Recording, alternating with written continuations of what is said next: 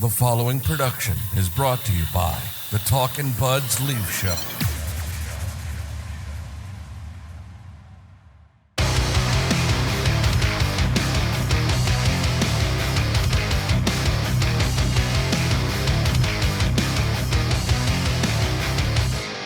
Here we go. Talkin' Buds Leaf Show, episode 301. Coming at you hours after Toronto Maple Leaf general manager Brad Treliving finally addressed the media a week and a half after the Leafs were eliminated by the Florida Panthers. Just off the top here, I want to give Brad Treliving some credit because I really enjoy listening to him in these press conference environments. There's an earnestness and an honesty about him that wasn't always there during the Brendan Shanahan and Kyle Dubas era. He's not defensive. He just answers the questions and calls it as he sees it. And I appreciate that as someone who covers the team and someone who's a fan. I appreciate him just getting up there and saying how he feels instead of posturing and, like I said, defensiveness that became a regular occurring thing during the Brendan Shanahan era. Yeah, well, I mean, this is like the 9th press conference of this nature, so we have a lot to compare it to, and I think he's just a better, more polished speaker than anyone else was, and just the way he delivers his message, which I thought was the best part of the whole thing, it's just his delivery, his candidness. He's just more polished, and he just comes off as a more likable, smart human being. So I think right off the top, right out of the gate, let's discuss what was the quote of the day and the theme around today's press conference. There's some DNA that has to change in our team. That's one thing that I found. If you keep getting to the same result, and that's not to dismiss a lot of the good that happened up into it, when you keep getting the same result, there's some DNA that needs to change. DNA was definitely the buzzword of today's press conference. We've had killer instinct in the past. We've had all kinds of other things. And today, the theme, if you were going to sum it up in a term, it would be DNA. What does that mean to you when you hear him say that? Because I've watched some reactions this afternoon to that comment, and a lot of people feel a lot of different ways about it. So what does that mean to you when you hear that? It means that Mitch Marner is gone. It means that John Tavares is more likely gone than I thought. And it means that I think Morgan Riley could also be gone. That's what it means to me. Yeah, I think he's alluding to that. I don't want to get too clip happy today. I cut a few different ones that will play. We'll leave that to other shows that play a million clips, but he was asked later about Marner and Tavares, and his answer was essentially, we'll see. I thought his answer on Tavares was very telling. Like, I have always kind of been of the mind that they're going to re-sign him, but he kind of just went out of his way to bring it up, to be like, and Johnny too. And I'm like, that's a little interesting. Maybe that's also like, everyone, you can't replace a 38 goal scorer, but the DNA are the guys who you're able to move. And him bringing up Tavares kind of out of the blue along with that conversation kind of made me think a little bit.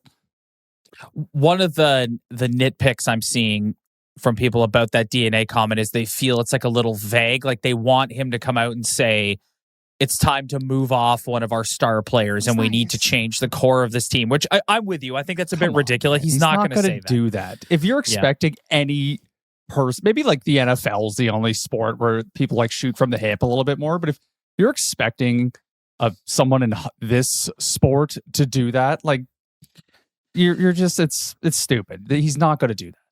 Especially now when they're posturing with Marner. You know, the reports about Marner from the people in the media who are connected to the Marner camp all for weeks have been, he's gone, he's leaving, he's gone, he's leaving. And now in the last 2 days, it's been, well, they could listen. They could be open to listening to what Brad Treliving has to say. So there's very clearly some posturing going on here.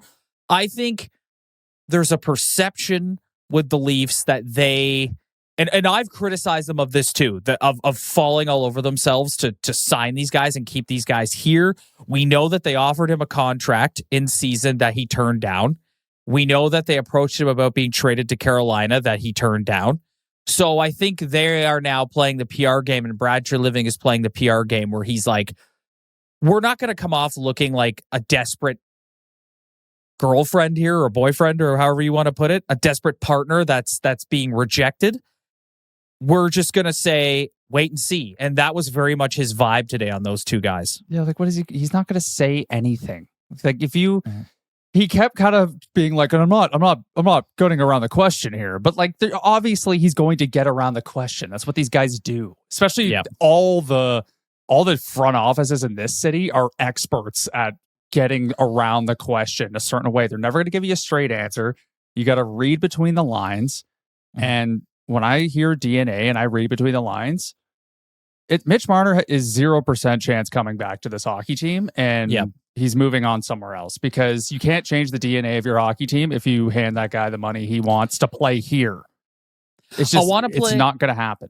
I want to play one more clip here. This is Steve Simmons asked him, like, what was going through your mind when you were watching what was happening in Game 7? And I want to play this clip because I think it speaks to this DNA conversation.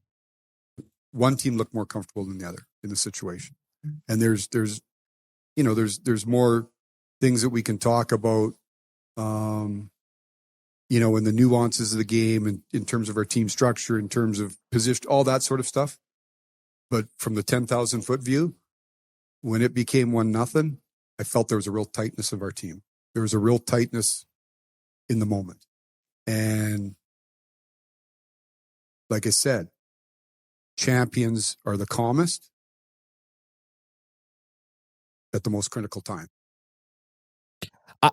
I think that says all you need to know right there. And I think when he's talking about changing the DNA, because the thing that's really making me mad is people are like, well, what does that mean? Does that mean that you want Matthews and Marner and Nylander to change the way they are? It's like, no, we all know that's not happening. We have a 9 years of this. It's not happening.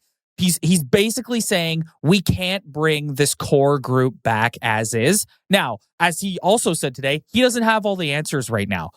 I'm sure maybe they do look at potentially bringing back Mitch Marner and moving Tavares and Riley out, something like that. I don't know. But everything is on the table. But I think what he said to you today is this group as currently constituted, we're not running it back. That's the message I got from his comments. I don't want to summarize the entire press conference here, but I just need to get this off my chest. I thought he did a excellent job at reminding everybody how successful this era was in a lot of certain ways. And he paid respect to that. And in a lot of ways, it makes you think, like, are we just over the top, whatever. But then he also followed it up in a really nice way of saying these guys cannot win a big game. So, and the proof is in the pudding. You're right. He used a different term to say that, but that's essentially what he said. That's basically what he said. It's not like this has been a disaster. There's a lot of ways you could talk yourself into running it back. There's a lot of ways you could talk to yourself into thinking this era was a success. There's a lot of arguments you can make, but I thought he did a great job of just laying out that when you lose this, basically, if you lose this many game 7s in a row, like there is something wrong here and it just can't go on any longer. Yes, 100%. There are people talking themselves into it right now, man. Like you see people's reaction to the Florida Panthers just running through the Carolina Hurricanes and saying, well, the Leafs were the only team that took them to 7. That's what I mean. You could find little things to talk yourself into it not being that bad, because that is the facts. The Leafs played that team to a game 7, played them better than any team has played them so far in this playoff. And you could look at that and go, oh, well, whatever. But Brad also said that the margins are thin. Yeah. The margins are thin. But if you're always coming out on the wrong side of it every single time, Like, And it doesn't matter how close you were at the end of the day. And it's also, like that, sorry, it's frustrating because this year they lost to one of the best teams we've seen in a long, long time. And yeah, maybe they couldn't beat that team. You look at what they're doing to other teams. This team's ridiculous. But I can't excuse it because of what happened 3 years ago. You know, what happened 2 years, those Boston teams that weren't that great that you could have beaten. The Montreal. other teams that you played that weren't that great that you could have beaten. So it's just like, I can't look at this year and feel better about it. It's just too much stacked on top of each other. And that's what he basically said throughout the entire press conference. It's just like, it's too much losing and and he kept saying critical moments. And they don't come up big in critical moments. So that's why the DNA needs to be changed. 100% agree. 100%. That's also what I got from it. And when you look at the quote we just played, when he's talking about Game 7 and about like there's a tightness and one team looked more comfortable. Changing the DNA does not mean working with the same 4 guys to try and get them over the hump mentally. It's no. The DNA of this group is flawed. We've seen it. He also said this too, and this was one of the things people were frustrated about with Craig Berube at his year-end speech when he goes, well, I wasn't here. Whereas like Treliving's like, I know what went on before I got here, and people need to hear that. And I thought that was really validating for people like us, and what you just said, where you're like, I cannot excuse another series loss like this when you put it together with everything that's come before it. And also, to the people that are talking themselves into, oh, well, they took the defending Stanley Cup champs to 7 games. I'm sorry. You went up 2-0 and then you lost 4 of the next 5 games. You basically lost in 5, and 2 of the games that you lost, you got your fucking ass kicked. So it's like, you can't sit here and say, whoa, they battled them right till the end. It's like that series, we've talked about this 100 times. Treliving even talked about it today. That series was over when they lost Game 3 in overtime. Yeah. It was over. And he validated my thought going into Game 7 that they needed to score the first goal. And obviously, in all hockey games, if you score the first goal, your chance to win goes up. But his thinking was the same as me at home on the couch. If we give up the first goal here, it's over because of what he said. It's 1-0, but it feels like 4-0. And that's what happens when they get down in one of those games. And if he's thinking that, and if I'm thinking that, then that's why the DNA needs to change. And the DNA, and anyone who's questioning the DNA, it's like, just ask yourself the question, what's the DNA of the Leafs? And just think about it. And that will give you your answer. Yeah. Skilled in the players who don't show up in big games. And all the guys, like you say, have the same disposition, who all play the same style of game, who all have, they're just the same. That's the DNA. We're not talking about Scotty Lawton here. We're talking about the 5 guys who've been here the whole time. That's the DNA. So if you're asking yourself that, then I think you need to go give your head a shake.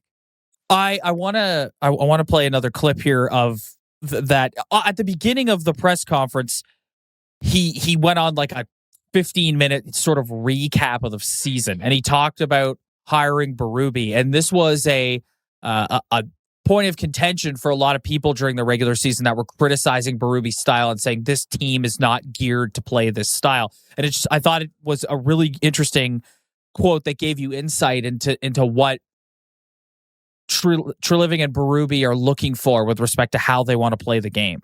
There was a style of play that we needed to get to. It's a style of play that I feel gives you the best chance to have success. We're seeing it. We see it. We saw it last night. We're seeing it in the playoffs. We see it prevalent in our division.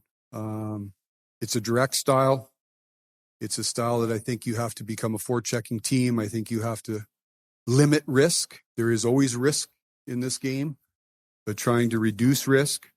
And I think that gives you the best chance to win at the most important time.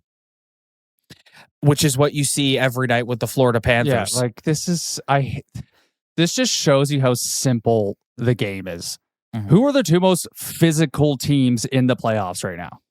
The 2 Edmonton teams that are going to the Florida. Stanley Cup Final. Yes. The teams that work the hardest to get the puck back. The teams that forecheck the hardest, that lay the body, that play with an edge. That's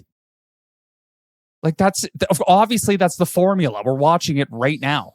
We're watching the Florida Panthers, who are arguably the best forechecking team I've ever seen in my life. Like, yeah, of course, that's the style you want to play. When you listen to that quote, though, I think it comes back to the DNA topic where these four guys don't play that way. And it's one of the reasons why they've all struggled come playoff time. When you get in these playoff games, we all know how the style of play changes, and you just laid out their DNA. Highly skilled guys who are as elite as it gets during regular season hockey, but you lean on them in the playoffs, you take away their time and space, the pressure ratchets up, and they can't do it. They can't break through. No. They can't break through. Yeah, and this is where the conversation about like Marner and who they're going to go get is interesting because, I mean, I think a lot of people are picturing them just going to find every brute forechecker that you can go find, and you're going to fill your team with that. Like we're not saying that's the answer. Yeah. It's hard to find Matthew Tkachuk's. Like it's hard to find guys who are skilled and physical. They're not everywhere. They're not all over the league. So I understand the reservations of like how you're going to replace Marner with a guy who's basically going to do that. But I mean, you need to mix in, find something, try something to mix it in. But I understand the reservations of like, you don't need to go get every like fourth line plug who's going to hit everybody. But yeah, you need to, if you want to play that style, then yeah, you're going to have to go find a different mix of guys who are going to push that style. The NBA 82 game grind is done, and now the real fun begins. The NBA playoffs are here. And it's time for all the high-stakes drama, clutch moments, and jaw-dropping plays. I can't wait. If you're looking to make the playoffs even more exciting, DraftKings Sportsbook has you covered as an official sports betting partner of the NBA. Try placing a bet on your favorite player's performance. Will they drop 30 points, 40, or more? It's your call. Here's something special for first-timers. New DraftKings customers bet $5 to get $200 in bonus bets instantly. Make it a playoff run to remember with DraftKings. Download the DraftKings Sportsbook app and use code THPN. That's code THPN for new customers to get $200 in bonus bets when you bet just $5.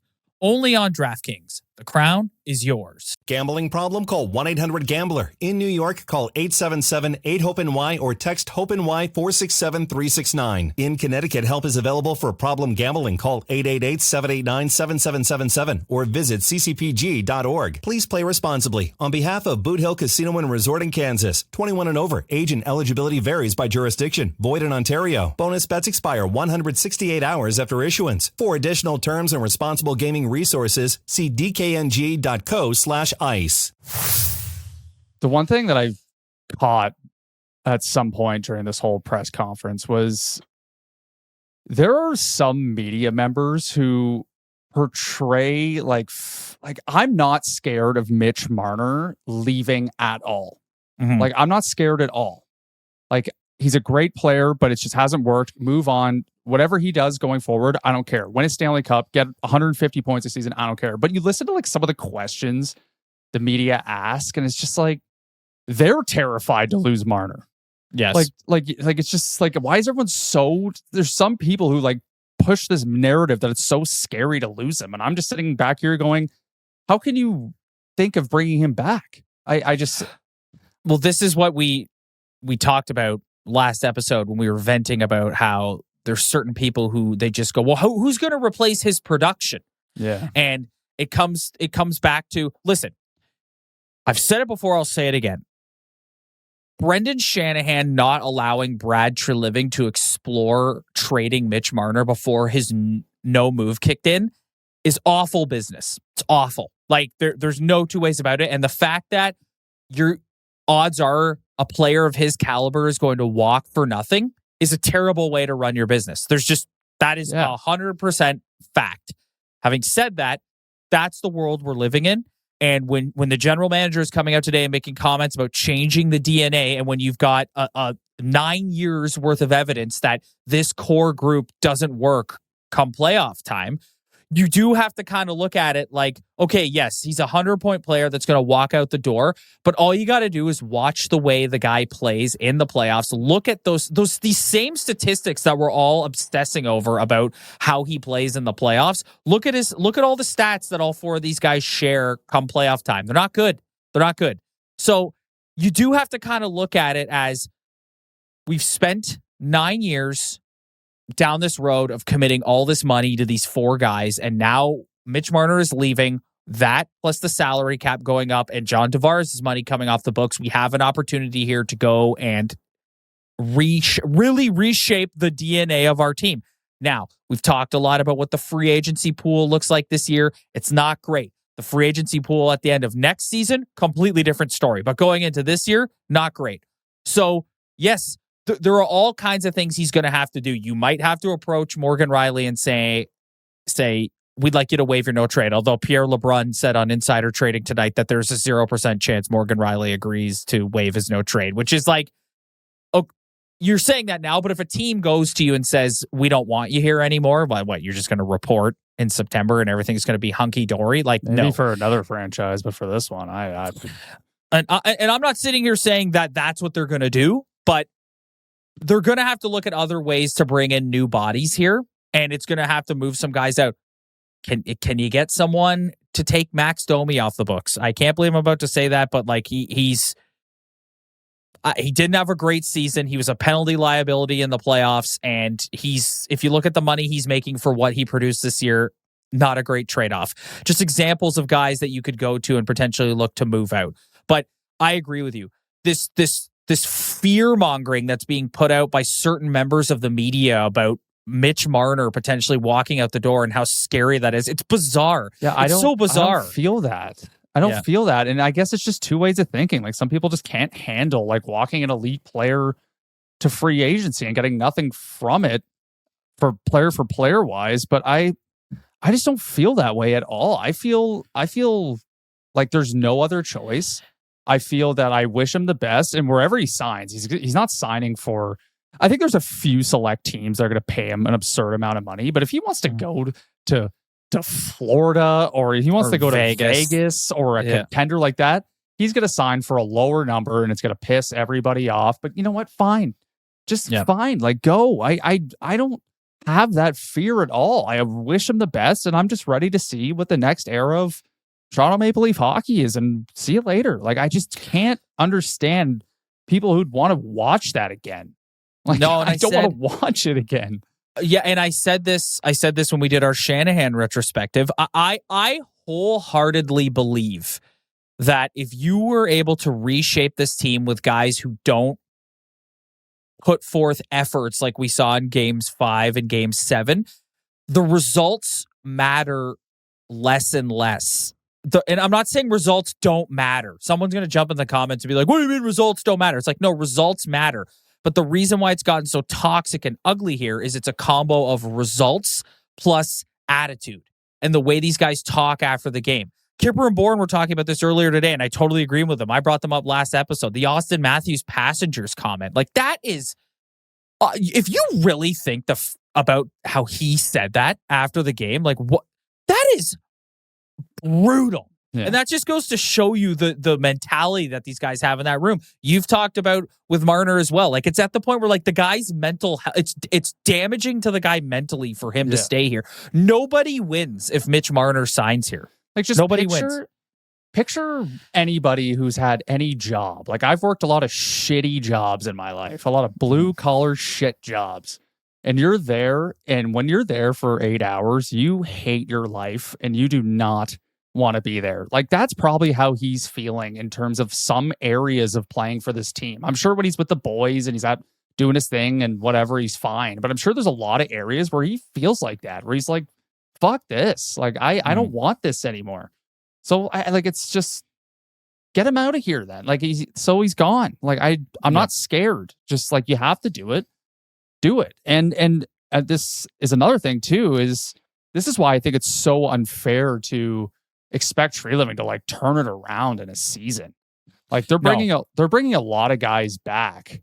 So like, they still have a lot of pieces in place, but if you like there might not be the trade available that you want him to make, or the player available that you want him to sign. Like there's I think we as Leaf fans need to really start to get our heads around the fact that this team next year will be in that mix of teams fighting for a wild card playoff position. I mean, we don't know that. Like maybe they do come out like a house on fire again. Like they still got Willie, if Johnny comes back, like they still could look very similar and still have a lot of those pieces in place. But at the same time, it's like if you expect him to just like sometimes there's just the guys aren't available. So you could only do what you can do. So that's why I think it's crazy to have this like 1 year expectation to somehow like fill those spots with like I want to stop you right there. What you just said is what the media is using and certain fans are using to build this level of fear about losing Mitch Marner. It's, well, there's nobody available. You're going to let him walk. There's nobody available. Who are you going to replace him with? It's like, yeah. No, it's true. No one. Next year, no one. The difference between me and them, though, is like I don't see any other option, though. Like to me, that is the only option. The option to bring Mitch Marner back is not an option. It's gone. I don't want that. I would rather them. Like I just can't watch it again.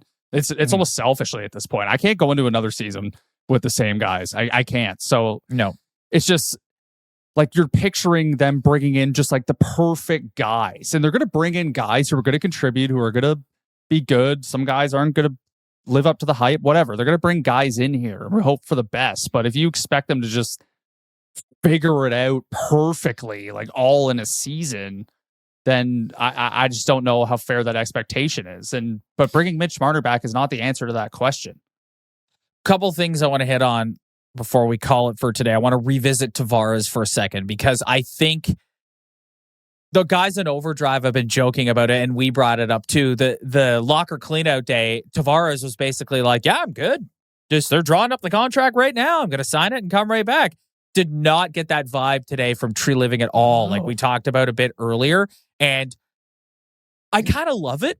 I have nothing against John Tavares as a person. I've said it over and over, but he's another example of a guy where it's like you said, you came with the heat talking about him 2 episodes ago when you said he's not a winner. This is a perfect way to change the DNA. Like we've been talking about it. It's right there for you to just look at him and go, thanks, John.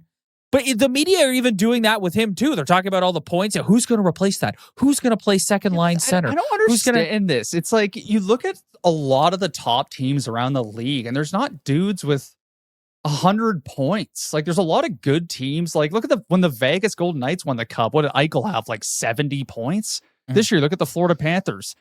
Barkov, what did he get? 7? Like we don't need 100 point scorers. You don't have to win like that. You still have Austin Matthews. You still have William Nylander. Those are 2 elite players that you still have on your roster. A lot of teams would take 2 elite players to start their roster. So it's not like you're emptying the cupboards here, but like you don't have to.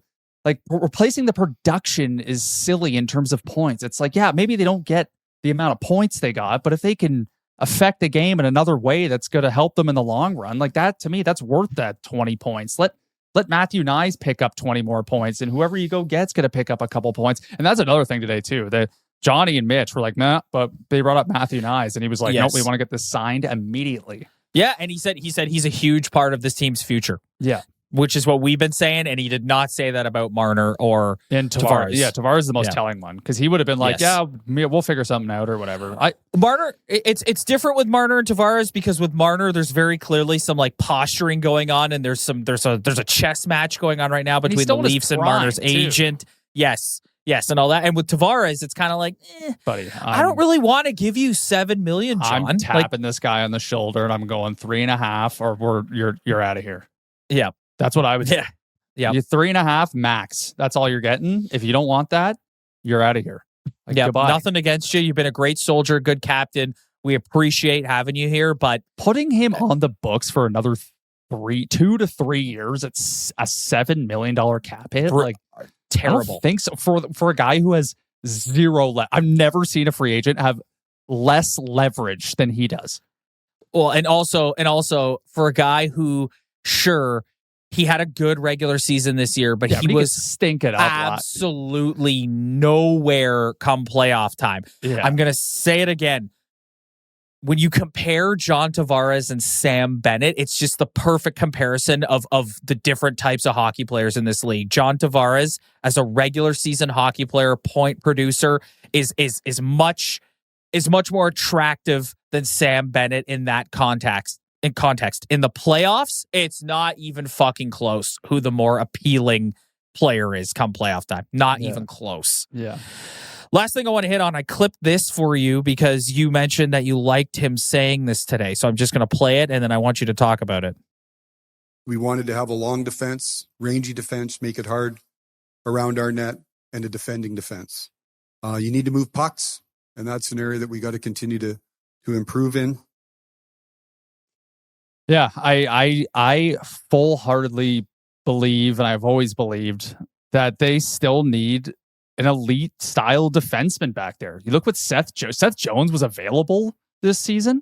Yeah. Like, look what he's doing right now. He looks like he's their number one defenseman, and he's doing everything for the Florida Panthers.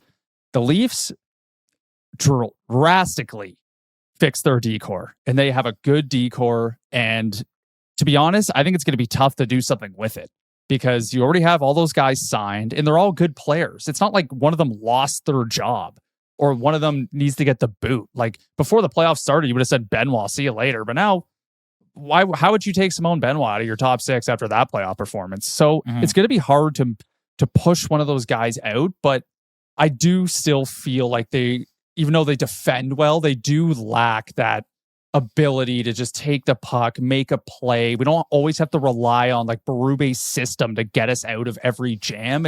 We have one guy who can just grab the puck here and make a move or two and make a play and get the puck out of the zone. And also, he also mentioned that they need more offense from their defense too. So that also factors in. They just need, and it's tough because when you think of offensive defensemen, like guys like, there's the elite dudes, but then there's like the Tyson Barries of the world. I'm not talking about Tyson Barrie. I'm talking about a dude who's going to come in and be an elite guy, but also play defense, just does it all. And those guys don't grow on trees. I don't know how they're going to get that guy. I don't think they can get that guy, but I think that's an element of their team that they are missing that you're watching other teams have. And you're just like, I think they kind of need someone like that.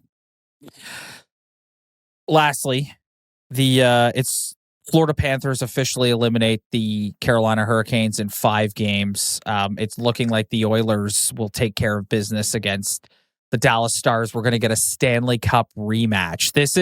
I think this is great for the league. Like I know from like an ESPN perspective, like the markets of Florida and Edmonton are not the sexiest markets, but to have a rematch and to be in a position where you are looking at the best player in the league who, Ryan, go back to our playoff preview episode. I picked the Kings to eliminate the Oilers. I was like, they're fucking dead. McDavid's hurt. Draisaitl's hurt. Stu Skinner sucks. Like, it's over. And all they've done since losing those first 2 games to the LA Kings is just foot on the gas. You and I said it today.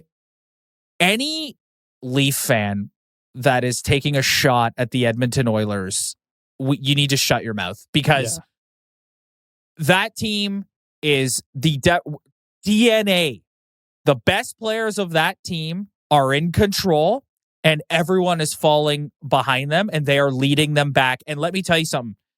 There's been a lot made of the state of Florida, and this is the 6th year in a row that a team from Florida will be representing the Eastern Conference in the Stanley Cup. The Florida Panthers, Brad Treliving talked about it today. The way they play, they are one of the best playoff teams we've ever seen in the history of this league. I truly believe that. However, it doesn't matter. Connor McDavid is getting his Stanley Cup this year, and that's that. Yeah, I hope he does. I always had a bit of a hate on for the Oilers because of I just think they're spoiled. They've had some hard times, but when you have Gretzky and McDavid both in your franchise at some point, like you're kind of a spoiled fan. Gretzky, Messier, McDavid, Draisaitl. They've had like some of the all-time greats, and you look at the greats for the Leafs, and I love Wendell and Dougie, but like it just doesn't even. It's not even close. No. So I've always had a gripe with them for that, but you just watch them play, and I think they're a good example of why I will not cut the Leafs a break, because they are kind of built the same way. Like they're top heavy and they always have to fill out their roster with other pieces. and they're just not a perfect team. But the thing that I just decided right off the bat that I'm cheering for the Edmonton Oilers and why I hate the Leafs so much is John Klingberg. Okay. If John Klingberg played a 30-second shift in this city in the playoffs, he would be a nightmare. Everyone would freak out. He would play one game. He'd be back in the press box. He would fire him into the sun. And you throw him in that lineup and he's like one of their best defensemen. It kind of makes me think like this guy couldn't cut it in this city. When Cody Ceci left the Edmonton Oilers, everyone was saying they miss Cody Ceci. Cody Ceci couldn't cut it here. Everyone hated his guts. You look at all the guys who couldn't cut it here and went over there and are making an impact. And it's Zach just Hyman, Connor Brown. Like it's the evidence is like there's a couple dudes who went over like Campbell who sucked, but there's a couple players who've gone over that franchise and have dramatically improved and have produced and have had big moments. And it just makes me sit back and think and some of these guys couldn't hack it here, but yet they go there, play with the two best players on the planet, and all of a sudden they're contributing. They're key factors. It's weird to me. I said it about them before. A rising tide raises all boats, and that's what the Edmonton Oilers are. Your best players lead the way and set the tone and establish a style of play and a standard, and everyone, even John Klingberg, falls in line and elevates their game. And here you've got Mitch Marner screaming at his bench with perfectly dry hair, telling them to wake the fuck up while he has done absolutely nothing this entire playoff run, except score a lucky, fluky goal. Yeah, everyone's just banged up on the bench. He doesn't have a bruise on him. No, doesn't have a bruise on him. Scratch on him. Hair is as dry as it comes, and it's just So to it's end just off like today's episode, the Oilers just you look at them. They're not a perfect team. Their goaltending stinks on paper. Their defense is they haven't had their best defenseman. Like no. And they're making it work. So that's why I sometimes like think about the Leafs and it's like, yeah, we're always looking for this perfect guy. But when you are top heavy, you better make sure you're investing in those guys, and they have the two right guys leading the way because everybody's contributing, everybody's doing everything they can do. When you're top heavy, your best guys have to play the way McDavid and Draisaitl play to help elevate. That's literally the main difference between these two teams is the Oilers' best players are their best players and lead the way. That's it. That's it. Yeah, they're Draisaitl is gross, man. He's so good. Same, dude. McDavid the other day, the game 3, the day game. He put his skates on and went out there and was like, "We're winning." Yeah. That's it. That's it. Yeah, you haven't seen Austin Austin Matthews has never even come close to doing anything like that in a playoff game in his entire career. And maybe not he's just even close. And it's just it makes you really think. It's like, is he? Because for so long he was like put on that level, and it's like, is he at that level? No, he doesn't belong on that. No, at this point in time, I personally am done having that conversation. I don't want to talk about it. Because you look at McDavid, it's like McDavid has like his speed alone is gonna just create a lot of things. But you look at Draisaitl, it's like this guy's not McDavid. He's not McKinnon, but like he's a big dude, a big body who just scores big goals and makes big plays. It's like that's pretty similar to what Austin Matthews could be in terms of you don't need to have McDavid's speed to be dominant. You look at Draisaitl, he's one of my favorite players to watch in the league. He's so good. Well, it's to end off. It's gonna be great. It's gonna be a great Stanley Cup final because I remember the Pittsburgh Detroit back to back. Was awesome. Oh, that was awesome. I like the back to back rematch. To cap off today's episode with this Oilers discussion about DNA, you just have it in you to rise to these moments, and you're seeing a burning desire in both Connor McDavid and Leon Draisaitl after getting this close last year that they're going to get back there again, and it doesn't matter who else is wearing a blue and orange uniform, they're coming too. And with these guys, Treliving talked about today about how winners perform in these moments and champions perform in these moments, and the DNA of this group has shown for 9 years now it's not in there. And the DNA of those two teams, like you listen to them talk after the game, and like they're So it's just mentally, they're in a place that other teams are not. Like they 100% believe and they know what to do and they're going to do it. And it's just, they're not even close to that mindset. They're not even close to that.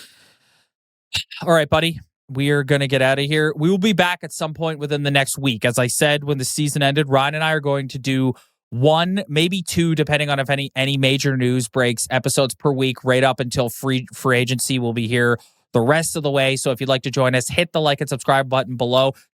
I want to say a huge thank you to everyone who left all the nice comments on our Shanna Plan episode. It's the first time we've ever done a timeline like that.